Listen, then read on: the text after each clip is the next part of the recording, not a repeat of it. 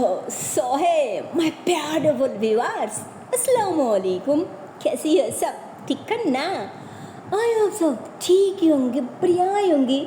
So guys, सोना and show love story के पिछले पार्ट में हम लोगों ने देखा था कि मतलब क्या बोलो, यहाँ पे तो जॉय के बात सुन के शिवा के पापा बहुत ही ज़्यादा खुश हो जाते। खुशी के मारे तो उन्होंने एकदम से गुस्साने लग जाती, जिस कारण उन्होंने तो अब जॉय को मिठाई भी खिलाने लग जाती और साथ साथ अपनी बेटी को भी, और उसे भी समझाती कि लो मिठाई खा लो और ये खुशी की बात है, वो सुनल की शादी हो रहा है ना, और किसी और के साथ नहीं, इस जॉय की सब।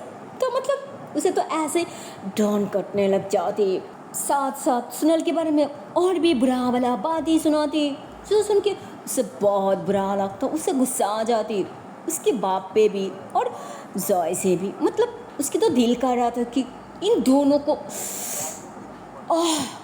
तो गुस्सा करके वैसे निकालने लग जाती।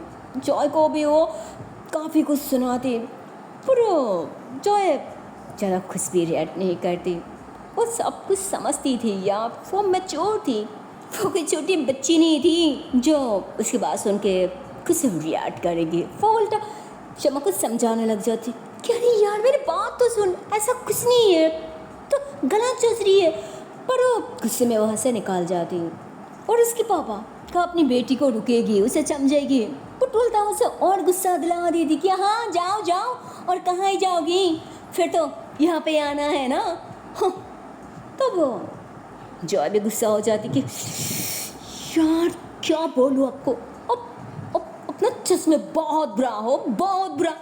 और हाँ, अब जो सोच रही है ना, ऐसा कुछ नहीं है, समझे आप, ऐसा कुछ भी नहीं है। तब जॉय भी तो उन्हें ऐसे कह के ना शमा को समझाने के लिए उसके पीछे भगती। तो अब तो उन्हें भी मतलब थोड़ा शॉक होती कि क्या कहा कि ऐसा कुछ नहीं है, कहीं मुझसे तो कुछ गलत नहीं हो गया, कहीं वो उल्टा यार शिट। तो यार क्या बोलूं, जैसे उनकी दिमाग की बत्ती जलती है ना भाई, अब तो उन्होंने भी उन दोनों के पीछे भगती कि जॉय जॉय मेरी बात सुनो जॉय। तो मतलब उन्होंने तो ऐसे चिल्लाते हुए उन दोनों के पीछे ऐसे बाहर की तरफ आ रही होती है, और इधर जॉय फाइनली शमा को रुक ली थी कि अरे यार प्लीज मेरी बात तो सुनो, ऐसा कुछ भी नहीं है, तुम जो सोच रही हो ना वो जोड़ है, सब सरासर गलत है, ऐसा कुछ भी नहीं है। पर उल्टा तो इतने में शमा उसके पास जाती कि अच्छा फिर सच्चाई क्या है, हाँ कोई तुम मजबूरी की फायदा तो नहीं उठा रही हो, मुझे तो लगा था तुम सच में एक सच्चा दोस्त हो, एक बड़ी भाई हो, जो मैं ही सोचती थी, मुझे लगा था। पर जैसे अंकल तुम्हें सुनल की सब कुछ सब गई, तुम्हें क्या लगता है तुम जो कहोगी, तुम जो मन मनी कहा करोगी वो होगी, पर ऐसा कुछ नहीं होगा। सुनल तुम्हें कोई नहीं अपनाएगी, वो सिर्फ तो इतने में वो कहती प्रशांत क्या उल्टा सीधा कह जा रही हो, थोड़े मैं तो यहाँ पे आई थी। तो इतने में उसके पापा आ जाते कि क्यों आई थी, यही कहने आई थी ना कि तुम्हारी और सुनल की शादी। तो कहती नहीं, सिर्फ अब को लगा है, अब सोच रही थी, बट मैं ऐसा कुछ नहीं कहने आई थी। तो ऐसे भी मैं ऐसा क्यों करूँ, जबकि मुझे सब पता है, मैं सबको जानती हूँ। ये दोनों एक दूसरे को पसंद करती है, एक दूसरे को लाइक करती है, प्यार करती है, वे दोनों एक दूसरे के अलावा नहीं जी सकती। इसलिए मैं तो आपके पास इन दोनों की शादी के बारे में बात करने आई थी। पर वैसे भी जिसको आना था वो तो अब इस दुनिया में नहीं रहा, इसलिए मुझे आना पड़ा, क्योंकि अंकल ने मरते वक्त सुनल की सारी जिम्मेदारी मुझ पे सौंपी है। तो इतने में शमी के पापा कहती एग्जैक्टली, अरे मैं भी तो यही कह रही हूँ ना कि जबकि मेरे दोस्त ने सारी जिम्मेदारी तुम पे सौंपा है, तो फिर तुम क्यों नहीं करते उससे शादी, तुम क्यों पीछे हटी हो, हाँ? और फिर लड़की होने के बाद भी उसे तुम मेरी बेटी की गले में ढलना चाहती हो, क्यों भाई, ऐसे क्यों करना चाहती हो? ऊपर से एक भिखारी, फिर अभी भी इतनी सारी कर्जा पड़ा है उसके बाप की। मैं कैसे उस लड़की को मेरी बेटी की यार, फिर ये सब कैसे हो सकती है? हाँ, ऐसा तो मैं कभी नहीं होने दूंगी, कभी नहीं। और एक तो भिखारी है, ऊपर से दोनों की दोनों लड़की। फिर तुम ये सोचो ऐसे कैसे हो सकती है? हाँ, और अगर तुम्हें इतनी फिकार हो रहा है तो फिर तुम क्यों नहीं कर लेती शादी? हाँ, सारी मुसीबत सारी किस्सा ही पे खत्म हो जाएगी। तुम भी खुश, हम भी खुश, और प्रॉब्लम भी सॉल्व, है ना? तो इतने में ही शमा गुस्से में कहती, पापा प्लीज इनफ, बहुत हो गया। और अब किससे कह रहा है भिखारी? हाँ, वो ना कोई गरीब अनाथ है और नहीं कोई भिखारी है। और उसकी बाप इस शहर की बहुत बड़ा बिजनेसमैन थी।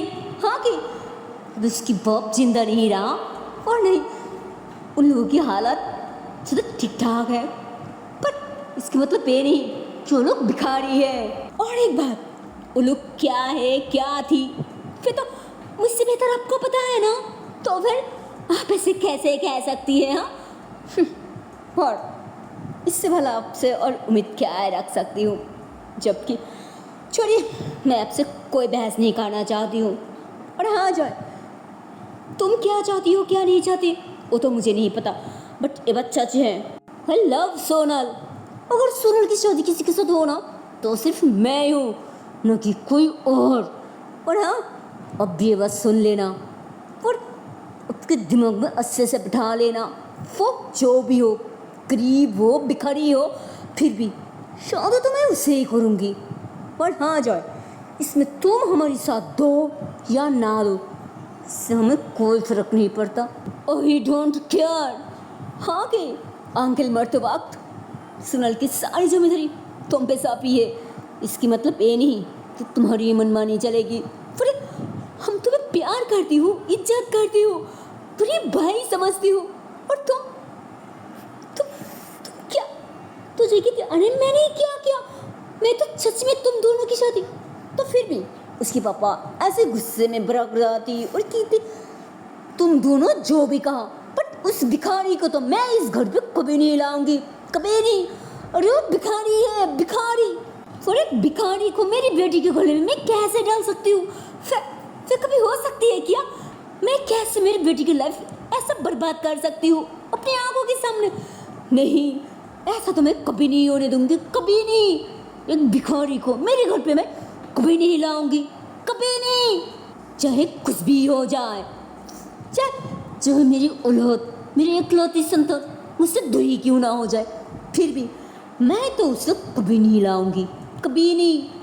तब उनकी बात सुन के चाहे ऐसे थोड़ा सा हंसती थी कि ओह अच्छा, तो आपको इस बात से दिक्कत है कि सुनल भिखारी है, वो गरीब है और अनाथ है, उसके पास अब कुछ भी नहीं है, पर शायद आपको इस बात से कोई दिक्कत नहीं है कि वो एक लड़की है, कोई दिलचस्पी नहीं है ना?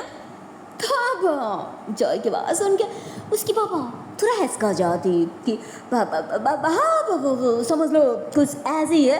पर वैसे भी जिंदगी उन दोनों की है ना, उन दोनों की डिसाइड करेगी कि वो दोनों किसके साथ रहेगी, कहाँ रहेगी, कैसे रहेगी। मैं तो बस ये चाहती हूँ कि चाहे कोई भी आ जाए मेरी बेटी की लाइफ में, बट कोई भिखारी नहीं, कोई अनाथ, ना कोई गरीब। फिर मैं तो चाहती हूँ कि मेरी बेटी खुश रहे, हमेशा हंसते रहे। बट अगर मेरी बेटी की लाइफ में कोई भिखारी आ जाए, कोई गरीब इंसान आ जाए, फिर मेरी बेटी खुश कैसे रह पाएगी? मेरी बेटी कभी नहीं खुश रह पाएगी, कभी नहीं। तो उसकी बाप तो ऐसे ही कह जा रही थी और शमा भी ऐसे सुन रही थी, बट वो क्या ही करती, उसकी कोई फर्क नहीं पड़ता उसकी बाप से, उसके बाप के बातों से। वो बस यही चाहती थी उन्होंने जो कहे, जो दिल चाहे वो करे, बट उससे मुझे कोई फर्क नहीं पड़ता। मैं तो वो करूँगी जो मेरी दिल कहती है, जो मेरी दिल चाहती है। तो शमा दिल में ऐसे ऐसे उसके वो जय के हाथ पकड़ती और कहती, एक बात कहूँ? तो जय कहती बोलो। तो कहती, मैं बस ये जानना चाहती हूँ कि तुम्हें सच में इतराज़ कोई दिक्कत तो नहीं है ना सुनील के हाथ हमेशा के लिए मेरी हाथ में सौंप देने में? बोलो। तो कहती अरे मुझे क्यों कोई दिक्कत होगी, मुझे कोई दिक्कत नहीं है, अरे मैं भी तो यही चाहती हूँ कि सुनल सुनल हमेशा खुश रहे और हमेशा हंसती रहे। मैं हमेशा उसके चेहरे पे, उसके फेस पे मुस्कुराहट देखना चाहती हूँ, उसे खुश देखना चाहती हूँ यार। मुझे मुझे और क्या ही चाहिए, और कुछ नहीं चाहिए, कुछ नहीं। तो जो कहती फिर इस इंसान को क्यों रिक्वेस्ट करी है जब तुम्हें कोई दिक्कत ही नहीं है। मैं जो चाहती हूँ सुनल भी वही चाहती है, तो प्रॉब्लम क्या है। इस इंसान को रिक्वेस्ट करने की कोई ज़रूरत नहीं है, हमें जो करना है वो हम खुद कर लेंगे, चलो। तो जय कहती नहीं, ऐसा मैं कभी नहीं होने दूंगी। एक तो सुनल की पापा नहीं है और तुम्हारी पापा वो तो हुए भी, तुम दोनों की शादी पे नहीं होगी, वैसा ऐसा मैं नहीं होने दूंगी। तुम दोनों की शादी होगी और वहाँ पे तुम्हारी पापा मुझे भी रहेगी। तो उसकी पापा कहती ये तुम दोनों की सपना है, बहन है, ऐसा तो कभी ना होगी, कभी नहीं। तो जय कहती अरे क्यों नहीं होगी, अभी तो आप इन दोनों की शादी स्वीकार कर लिया ना, मान लिया ना इन दोनों को, तो फिर हाँ कि प्रॉब्लम है कि सुनल की पापा उन्होंने कर्जा में डूबा हुआ है। पर हाँ, मैं कहना तो नहीं चाहती थी, बट अब की वजह से कहना पड़ रहा है। सुनल के पापा मरने से पहले उन्होंने सारी कर्जा मिटा दिया। तो उन्होंने शौक कि मतलब क्या क्या कह रही हो तुम। अब उस शमा भी शौक कि मतलब क्या कह रही हो जो, ये सब तो मुझे भी नहीं पता। तो कहती रिलैक्स, तुम एक काम करो, तुम ऊपर चले जाओ, मुझे तुम्हारे पापा से बात करनी है। तो कहते अरे पर, तो कहते अरे मैं कह रही हूँ ना तुम ऊपर जाओ, मैं अंकल को संभालती हूँ, मैं उनसे बात करती हूँ। तो शमा ऐसे ही ऊपर चले जाती कि ठीक है। तो अब जय उसके पापा को ऐसे अच्छे से समझाने लगती कि हाँ अंकल, आपके दोस्त ने सारी खर्चा उन्होंने मरने से पहले ही मिटा दिया था, और सिर्फ वही नहीं, आपको पता भी है कि आप सुनल के नाम कितना प्रॉपर्टी और बैंक पे कितनी सारी पैसा है। तो उन्होंने कह दी ऐसा कभी हो ही नहीं सकता, अरे ऐसे कैसे हो सकती है, जो इंसान मरने से पहले भी मेरे पास आई थी मदद मांगने के लिए, पैसा के लिए, फिर अचानक उसके पास इतनी सारी पैसा, मुझे तो विश्वास नहीं हो रहा है। तो कहती अरे आपको कैसे यकीन होगी, क्योंकि आपके अंदर तो कोई विश्वास ही नहीं है ना, कोई ट्रस्ट ही नहीं है ना अपने दोस्त पे, शायद इसलिए यकीन नहीं हो रहा है। और हाँ, आपकी दोस्त ने आपसे मदद मांगने नहीं आई थी तो आपको ट्राई करने के लिए, देखने के लिए कि आप आपकी दोस्त को इतनी मुसीबत वक्त पे मदद करती है कि नहीं, सिर्फ और कुछ नहीं। और हाँ, ये लीजिए पेपर्स, अगर आपको यकीन ना हो तो आप खुद देख लीजिए, लीजिए। तो ऐसे बोल के वो तो जो पेपर्स वगैरह था ना वो उनके सामने दे देती। तो उन्होंने भी जय के हाथ से वो ले लेती और दिखने लग जाती।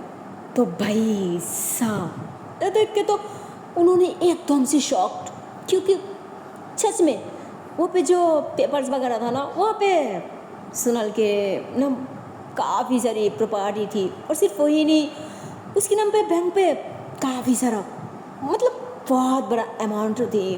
तो क्या बोलो, इतनी सारी प्रॉपर्टी, ऊपर से इतना बड़ा रकम, इतना बड़ा अमाउंट, ये सब देख के तो उनकी आंखें फटी की फटी रह जाती।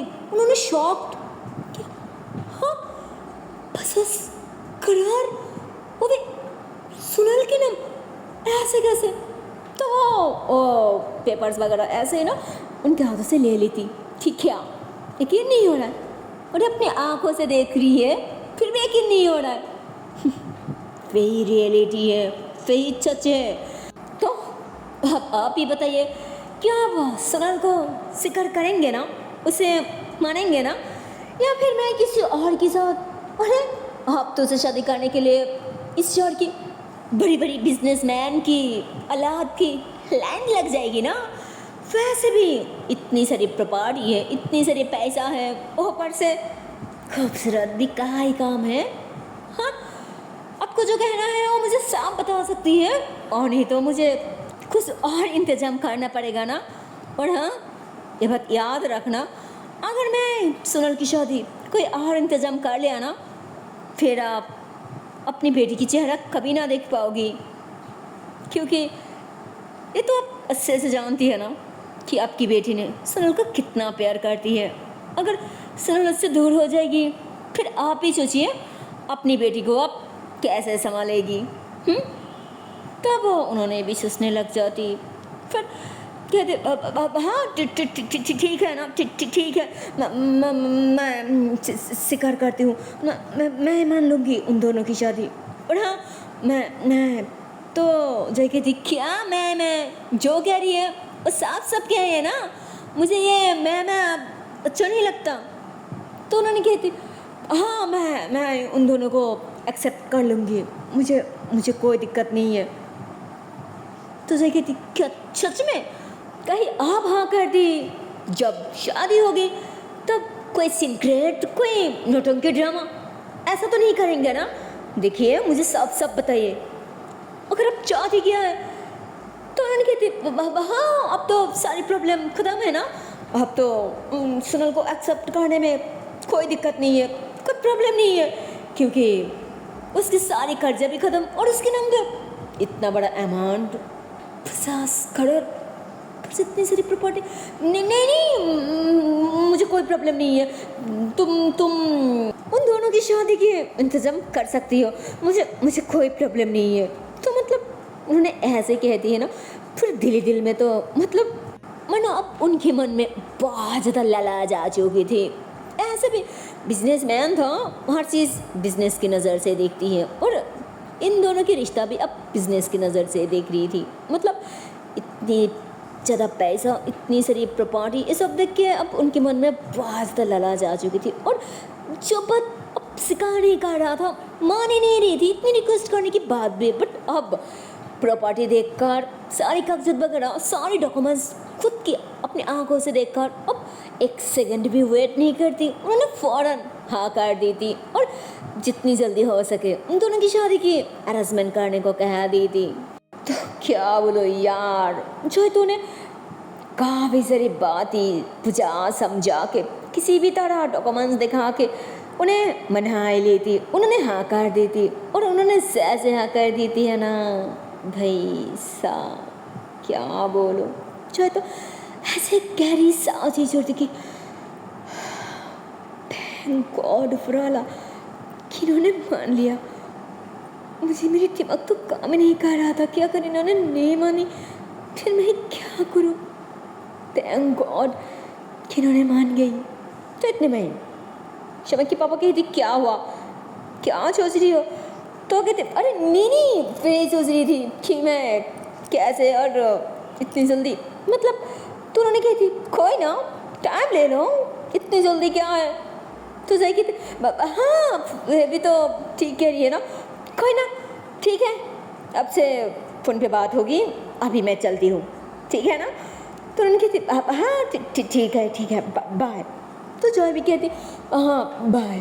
तो अब वो शमा से और कोई बात नहीं करती, और बस वहाँ से जितनी जल्दी हो सके इतनी बड़ी खुशी की बात अपनी जानों वालों को बताने के लिए वो तो पागलों की तरह घर में बैठती और इतना स्पीड के साथ गाड़ी चला कर वो सीधा घर पे आ जाती है ना सोनल को एक खुशी की बात बताने के लिए। पर भाई साहब उसकी फेस पे तो खुशी थी, बट उसके दिल पे ओह माय गॉड, उसके दिल के अंदर तो मानो जैसे एकदम से साइक्लोन हो रहा था, तूफान हो रही थी, बारिश हो रही थी, वो बहुत ज़्यादा रो रही थी यार, बट वो शो नहीं कर रही थी। सोनल को खोने के लिए उसको खुद से दूर करने से उसे जो तकलीफ हो रहा था ना, उसे जो मतलब क्या बोलो, उसके अंदर जो खून बह रहा था ना, वो तो मानो जैसे सच में बारिश की तरह बह रहा था। वो ऐसे प्रिटेंड कर रही थी, फिर पे एक झूठी मुस्कुराहट लेके करके अंदर एंट्री होती कि सोनल सोनल सोनल, पर सोनल तो बाहर थी ही। तो कहती अरे यार अबे लड़की कहाँ गई। तो क्या बोलो, जय तो ऐसे बोल के ना वो हर तरफ उसे ढूंढने लग जाती। किचन पे देखती, डाइनिंग पे, फिर ऐसे रूम की तरफ जाने लग जाती। फिर इधर हमारी सोनल, ओह माय गॉड, वो तो उसी रूम में थी भाई, जो रूम अभी जॉय को रहने के लिए सिलेक्ट किया गया था। और सिर्फ वही नहीं, जॉय की जो ऐसे बड़ा सा बैग था ना, मतलब क्या बोलो, उसने तो वो बैग भी खोलकर ऐसे सारी सामान वगैरह ना चेक कर रहा था। फिर जैसे वो उस बैग को खुल रही थी ना, अरे यार मतलब क्या बोलो, ओह गॉड, वो एक एक करके तो सारी सामान ऐसे बाहर निकालने लग जाती। फिर उसी वक्त उसकी आंखों के सामने अब उसकी पेस्टन में जो भी सामान उसने जॉय को दे रखा था ना, वो सारी सामान वगैरह एक एक करके बाहर निकालने लग जाती। वो एकदम से शॉक कि फिर आप तक खुद के पास क्यों संभाल के रखा, मतलब वो तो सब कुछ एक एक करके दिखने लग जाती। और सिर्फ वही नहीं, वहाँ पे जो एक डायरी थी ना, मतलब जहाँ पे वो सारी बात वगैरह लिखा करती थी, वो भी सामने आ जाती। और वो खुल के तो अब सब कुछ पढ़ने लग जाती। गॉड क्या बोलो, इतनी दिनों के बाद, मतलब बचपन से अब तक वो जो भी बात वहाँ पे लिखा था ना, वो सब पढ़ने के बाद तो सोनल की आंखों पे एकदम से आंसू आ जाते यार। मतलब जब उसे इतनी सारा प्यार करती थी, इतनी ज़्यादा प्यार करती थी, इतनी साल उसे ना देखने के बाद भी एक दूसरे से दूर थे, बट फिर भी उस जिस तरह से वहाँ पे लेटर लिखा था ना, वहाँ पे जो बात लिखा गया था ना, वो बात पढ़ने के बाद तो वो एकदम से इमोशनल हो जाती है। वो बहुत ज़्यादा सैड हो जाती, उसकी आंखों में भी आंसू आ जाते। इसकी मतलब जो फ्रेज कभी नहीं समझा, उसने उसने मुझे प्यार किया, पर मुझे कभी बताया क्यों नहीं, कभी इजहार क्यों नहीं किया। अगर बताती फिर मैं उसे समझाती ना, पर मुझे एक बार के लिए भी नहीं बताया। ऊपर से इतने दिनों से हम दोनों को इतनी करीब से देखा, कितनी दिन साथ में देखा, इतने क्लोज यार। जी ऐसे जो कैसे कर सकती है, कैसे। तो मतलब अब तो गुस्से में ऐसे बैग के अंदर जो भी सामान वगैरह था ना, वो सब कुछ तो ऐसे ही फैला दी थी, वो पूरी रूम बिखा दी थी सारे सामान से। और तभी ओह माय गॉड, मतलब सामान के नीचे से वो कुछ प्रॉपर्टी के और बैंक के डॉक्यूमेंट्स भी बाहर आ जाती। तो कहती ये क्या है, तो ऐसे बोल के अब और डॉक्यूमेंट्स वगैरह भी दिखने लग जाती। तो ऐसा देख के तो सोनल और भी शॉक्ड हो जाती कि ये सब क्या है, कोई किसी और के लिए ऐसे कैसे कर सकती है। हाँ मुझे नहीं चाहिए सब, मुझे नहीं चाहिए, नहीं मुझे नहीं चाहिए। तो मतलब क्या बोलूँ, अब तो सब वो सारे डॉक्यूमेंट्स वगैरह देख के वो चिल्लाने लग जाती, ज़ोर ज़ोर से रोने लग जाती।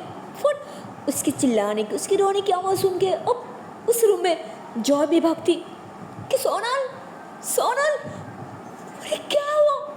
तो यार क्या बोलूँ, ऐसे बोलकर वो जैसे दरजा के सामने आके खड़ी होती है ना, ओह माय गॉड। अब तो सोनल भी उसकी आवाज़ सुन के ऐसे पीछे बढ़ती। तो जॉय को तो मानो जैसे सोनल की आंखों की आंसू एकदम से बर्दाश्त नहीं होता, उसे सहन नहीं होता भाई। और भाग के उसके पास आ जाती कि क्या हुआ, तुम रो क्यों रही हो, सब ठीक है ना, तुम्हारी तबीयत तो ठीक है ना। तो वो ऐसा बोलकर तो उसके फोरहेड पे हाथ देते उसे चिपकाने लग जाती।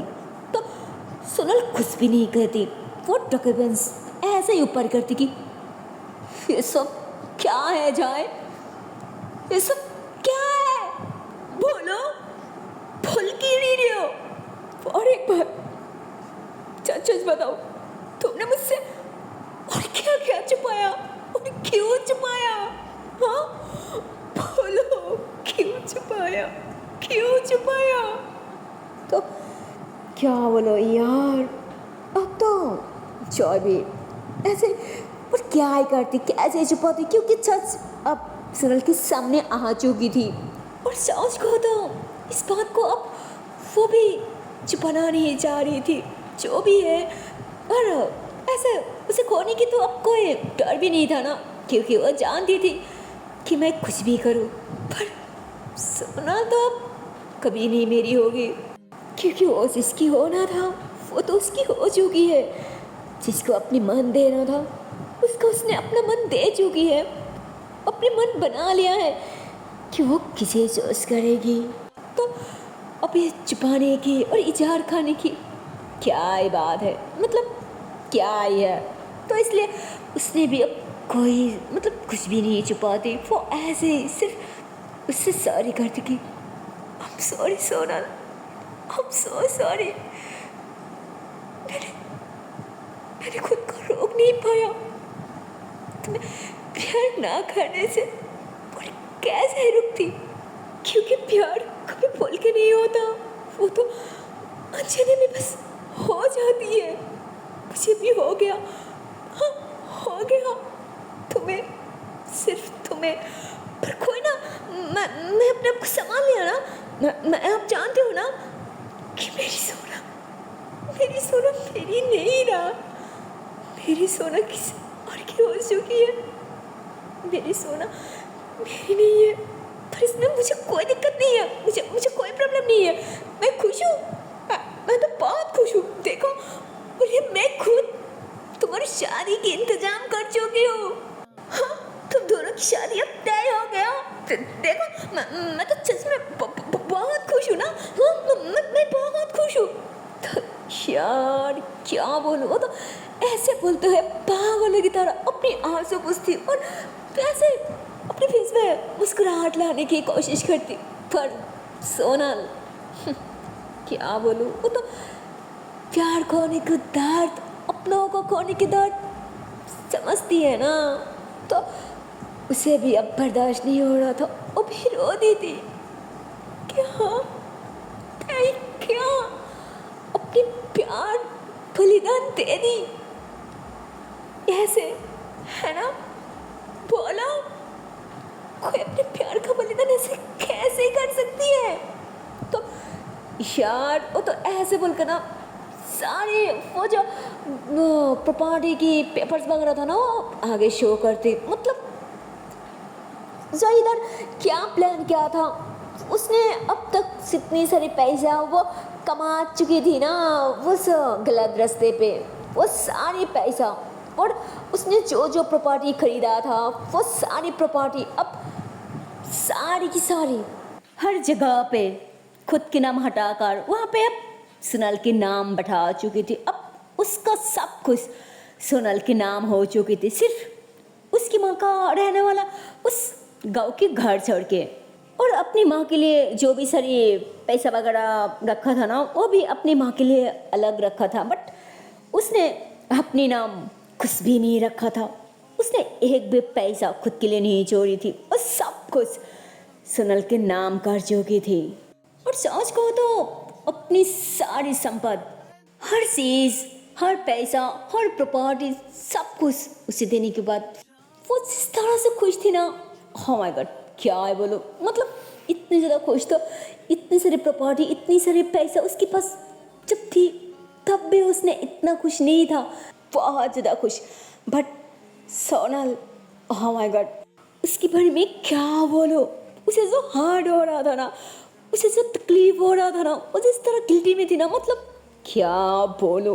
एक तो बेस्ट फ्रेंड से अब तक वन साइडेड लव जो उसने कभी जान नहीं किया, और अब इतनी मेहनत से उसने जो भी प्रॉपर्टी खरीदा, जो भी मतलब जो भी कमाया था, और सब कुछ अब सोनल के नाम कर चुके हैं। ये सब जानकर तो उसे बहुत बुरा लग रहा था, बहुत, और खास करके प्यार के बारे में, मतलब वो क्या कहे, वो कैसे उसे समझे, कैसे उसे बात करे, और क्या कहे यार।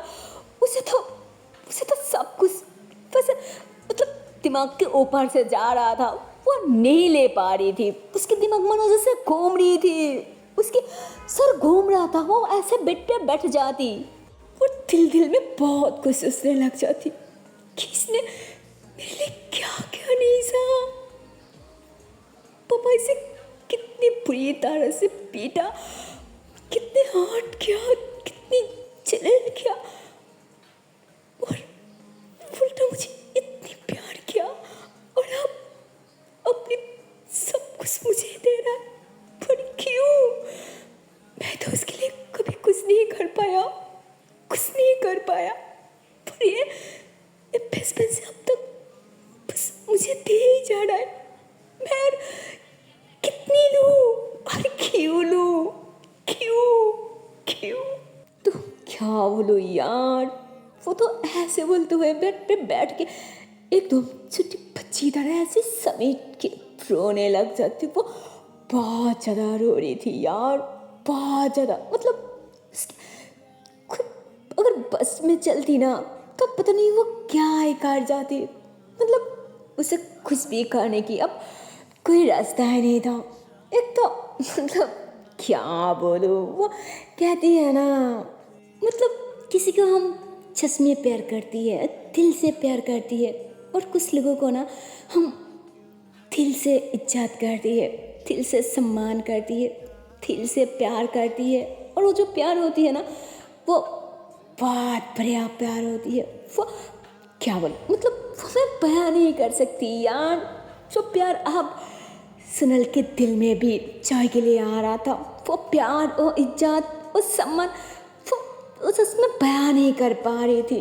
और बस उसकी तरफ देखते हुए ऐसे पागल की तरह रोई जा रही थी कि इंसान बिना स्वार्थ में मेरे लिए इतना कुछ क्यों की। मतलब वो तो बस उसे हैरान होके देख रही थी। और अब जॉय भी रो रही थी, उसे ऐसे समझाने लग जाती कि अरे तुम रो क्यों रही हो? पागल हो गई हो क्या? अरे ताकि तुम्हारी आंखों पे कभी आंसू ना आए, कभी कोई सैडनेस ना आए, ताकि तुम हमेशा मुस्कुराते रह सकती हो, खुश रह सकती हो। इसलिए मैं इतनी मेहनत कर रही हूँ, तुम मेरे सामने रोई जा रही हो। अरे पागल, अब बस भी करो ना। अरे रोने की परीक खत्म, अब तो बस तुम हंसते रहोगे, हमेशा हंसते रहोगे, समझी ना? पागल। तब जो है ऐसे बोल के वो बहुत प्यार से, सुनल की आंखों पे जो पानी था ना, मतलब क्या बोलूं, वो तो बहुत प्यार से ऐसे ही सब कर रही होती है। और जैसे उसके आंसुओं को सब करती है ना, ओह माय गॉड, क्या बोलूं। सुनो तो मानो जैसे वो अपने आप को रोक नहीं पाती, वो खुद को कंट्रोल नहीं कर पाती। और वो बस ऐसे ही ना सैड से जॉय के शोल्डर पे सर रख दी थी कि I am sorry, I am so sorry, please हो सकता मुझे माफ कर देना, प्लीज। मैं ना कभी तुम्हें समझ पाया और नहीं तुम्हारे प्यार को, प्लीज प्लीज माफ कर देना, प्लीज। तो वो ऐसे बोलकर और ज़्यादा रोने लग जाती, वो बच्ची की तरह रोने लग जाती और उस जगह कस के पकड़ती। और अब जॉय भी खुद को रोक नहीं पाती, वो भी बहुत ज़्यादा ऐसे इमोशनल हो जाती और वो भी उसे हक खा ली थी कि अरे पागल, तुम सॉरी क्यों कह रही हो? इसमें तुम्हारी कोई गलती नहीं है, कोई गलती नहीं। अरे तुम माफ़ी क्यों मांग रही हो पागल? हाँ, जो भी वो सब भूल जाओ और हंसो। अरे तुम्हारी शादी हो रहा है, अरे हंसो ना। तो यार जो तो ऐसे बोल के वो ऐसे साइड पे होके खुद के आंसू पूछती, तो कि वो सच में बहुत ज़्यादा खुशी है। और फिर ऐसे ही उसके सामने फैसले आती कि अरे हंसो ना, अरे हंसो। तो ऐसे बोल के ना जॉय के ऐसे ही दोनों से इसको खींचती कि ये देखो अब कितनी प्यारी लग रहा है तुम्हारे फेस पे, ये प्यारी सी मुस्कुराहट, पागल। तो ऐसे ही सुनल की इसको खींचते हुए ना ऐसे उसे हंसाने की कोशिश करती, पर वो क्या ही खुश होती भाई। अब तो उसके मन में भी तूफान जैसा चलने लग जाती कि एक इंसान बिना स्वार्थ पे दूसरे के लिए जब इतना कुछ कर सकती है, उसके मन, उसके दिल कितनी बड़ी हो सकती है जिसमें मैं तो मर सकता इंसाफी की। तो वो ऐसे ही सोच रही होती है ना, और हैरान होकर जॉय को देखने लग जाती है। सो गाइस, अब तो बस ये देखना है कि जबकि सब कुछ सैड है, शादी के दिन भी आगे है, तो इस वक्त क्या सुनल की डिसीजन कहीं बदल तो नहीं जाएगी और कहीं शमा को छोड़ के अब जॉय को तो नहीं शादी करेगी, या फिर वो जॉय से माफ़ी मांगकर उसे ऐसे फ्रेंड बन के रहेगी और शमा से शादी करेगी। पर जो भी है गाइस, और सब देखने के लिए तो आप लोगों को देखना पड़ेगा नेक्स्ट पार्ट। सो चलती है नेक्स्ट वीडियो पे, तब तक के लिए टाटा बाय बाय। पर जाने से पहले एक छोटी सी रिक्वेस्ट है यार, अगर वीडियो को अभी तक लाइक नहीं किया, शेयर नहीं किया, तो सच में ये बहुत गलत बात है। अरे जल्दी से लाइक कर दो, शेयर कर दो और चैनल को कर दो subscribe. Okay, tata and bye bye. So take care guys, bye bye.